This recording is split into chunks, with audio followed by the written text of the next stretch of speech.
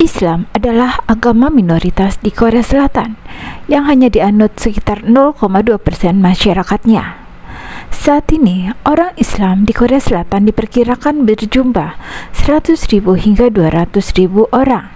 Sebagian besar adalah penduduk imigran dari negara-negara seperti Pakistan, Bangladesh, dan Indonesia.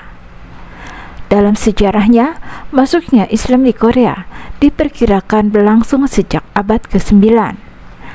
Kontak pertama antara umat Islam dan Korea diperkirakan telah terjadi pada abad ke-7 pada dinasti Silla. Kala itu hanya terjadi kontak melalui dinasti Tang di Cina. Hubungan dagang orang-orang Islam dari Arab dan Persia. Sementara umat Muslim baru benar-benar masuk ke Korea pada abad ke-9, dibawa oleh para pedagang Arab. Seorang penjelajah Persia bernama Ibnu Qodarbeh mencatat pada abad ke-9 banyak pedagang Islam dari Arab dan Irak yang telah menetap di Korea Selatan. Catatan sejarah Korea dari zaman kuno mengatakan bahwa pemukim Islam terpimpin oleh seorang tokoh bernama Hasan Roza.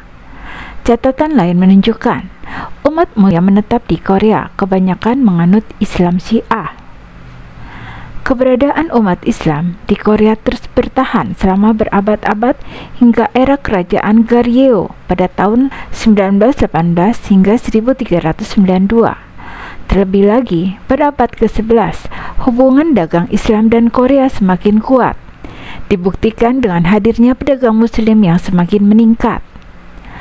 Pada abad ke-13, ketika dinasti Yuan dari Mongol menguasai Cina, hubungan Korea dengan pedagang Islam semakin terbuka lebar. Pada masa itu, banyak orang Islam Arab dan Persia membantu dinasti Yuan Mongol melakukan hubungan dengan dinasti Goryeo. Alhasil, banyak pedagang Islam yang pindah ke Korea dan berdagang di sana. Setelah itu, Korea berada di bawah pemerintahan dinasti Joseon pada tahun 1392 hingga 1897. Pada awal periode Joseon, kalender Islam dibuat sebagai dasar untuk mereformasi kalender di Korea karena akurasi yang lebih tinggi dibandingkan kalender Cina. Namun, Raja Joseon keempat, yaitu Sejong Agung, pada tahun 1927 melarang Muslim Korea melakukan ritual Islam dan mengenakan pakaian tradisional. Pada masa dinasti Joseon inilah perkembangan Islam di Korea sempat terhenti. Selama beberapa abad, perkembangan Islam di Korea terhenti dan tak diketahui perkembangannya. Perkembangan Islam mulai terlihat kembali pada abad ke-20 ketika orang Korea yang berada di Manchuria melakukan hubungan Muslim keturunan Asia Tengah. Setelah itu, perkembangan Islam terus berlanjut secara perlahan hingga pecah Perang Korea pada tahun 1950-an. Kala itu, Islam mulai dikenal di Korea karena adanya misi perdamaian PBB yang dibawa ke Korea oleh tentara Turki. Setelah Perang Korea selesai, banyak pasukan Turki yang menjadi pasukan perdamaian PBB mengajarkan Islam di Korea. Mereka kemudian mendirikan komunitas yang dinamakan Korea Muslim Society di tahun 1955. Komunitas ini semakin berkembang lalu berganti nama menjadi Korea Muslim Federation pada tahun 1967. Islam di Korea sekarang. Salah satu tantangan utama yang dihadapi Muslim di Korea Selatan adalah adanya kesalahpahaman terhadap Islam, terutama citra negatif yang seringkali muncul di media internasional. Penduduk Muslim Korea Selatan memiliki resistensi yang lebih hebat dalam menghadapi problematika kehidupan di Korea yang sangat kompetitif. Kasus bunuh diri di Korea Selatan bisa terjadi dalam waktu 45 menit. Tapi dalam Islam mengajarkan nilai-nilai keimanan dan ketakwaan kepada Allah Subhanahu wa Ta'ala, memberikan efek positif yang luar biasa dalam mengatasi permasalahan kehidupan di Korea Selatan. Perkembangan ini juga mulai didukung oleh pemerintah Korea melalui pariwisata halal yang disesuaikan untuk menarik wisatawan Muslim dari seluruh dunia. Peningkatan jumlah restoran bersertifikat halal serta penyediaan tempat ibadah di beberapa lokasi wisata menunjukkan bahwa negara ini mulai mengakui pentingnya komunitas Muslim baik lokal maupun global. Dalam perkembangan selanjutnya, Federasi Muslim Korea mendirikan Masjid Pusat Seoul di Itaewon pada tahun 1976. Seiring berjalan waktu, Islam terus bertahan di Korea dan berkembang secara perlahan. Hal itu dibuktikan dengan berdirinya 5 masjid pada tahun 1990 yang terus bertambah hingga saat ini sekitar 90 masjid. Selain itu, didirikan juga sekolah Islam di Korea Selatan, tepatnya di Seoul, yang bernama Prince Sultan bin Abdul Aziz Elementary School yang dibuka pada tahun 2009 lalu. Kemudian dunia hiburan dan budaya Korea Selatan yang semakin menarik perhatian dari orang Islam di seluruh dunia membuat pemerintah turun tangan. Saat ini beberapa restoran dan toko di Korea Selatan telah ramah bagi umat muslim. Data menunjukkan setiap tahun Korea Selatan dikunjungi sekitar 1 juta wisatawan muslim dari berbagai penjuru dunia. Dinamika Islam di Korea Selatan pun terus menggeliat. Tak hanya dimotori oleh organisasi dan lembaga serta Federasi Muslim Korea, juga diwarnai para mualaf dari kalangan influencer atau pegiat media sosial. Yang sedang ramai dibicarakan saat ini adalah Daud Kim dan rekan-rekan lainnya. Kawasan Itaewon adalah kawasan Muslim di Korea Selatan. Kebanyakan berada di kawasan ini adalah orang-orang Timur Tengah, Malaysia, dan sedikit Indonesia.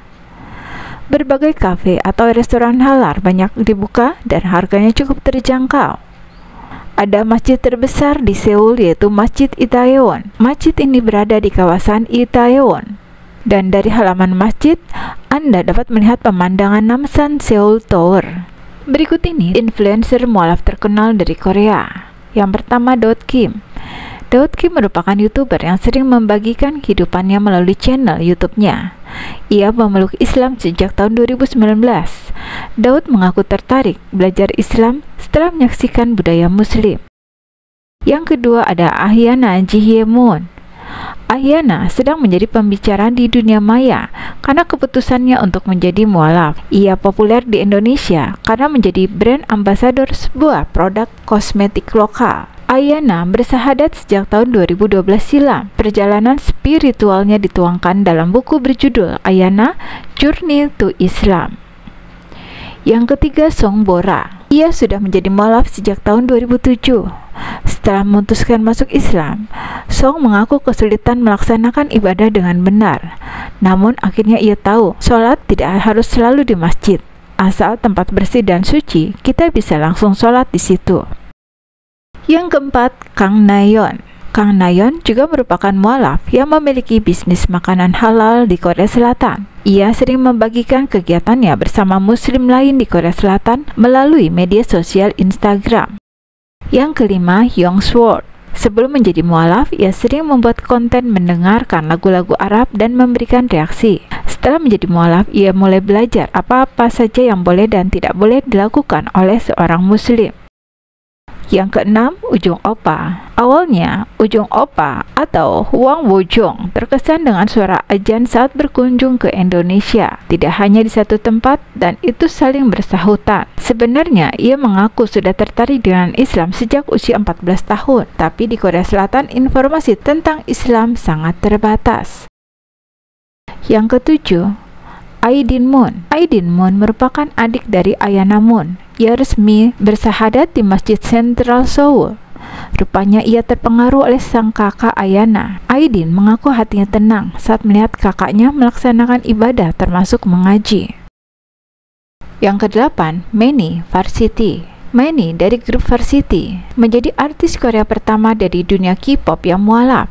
Sebagai seorang muslim, ia mengaku tak lagi menyentuh minuman alkohol dan daging babi. Yang kesembilan, Safia Kang.